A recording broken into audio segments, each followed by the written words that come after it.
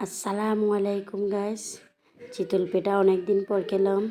রত্ন না ঘষলে চমক দেয় না, ঠিক তেমনি মানুষের ব্যক্তিত্ব বিনা সংঘর্ষে উজ্জ্বল হয় না। অন্যের দোষ না খুঁজে সবাই যদি নিজের দোষটা আগে খুঁজতো, তাহলে বোধ হয় অর্ধেক সমস্যা সমাধান হয়ে যেত। জুতো যতই দামি হোক, তা কিন্তু পায়ের ব্যবহার হয়। আর টুপি যত সস্তা হোক, তা কিন্তু মাথায় ব্যবহার হয়।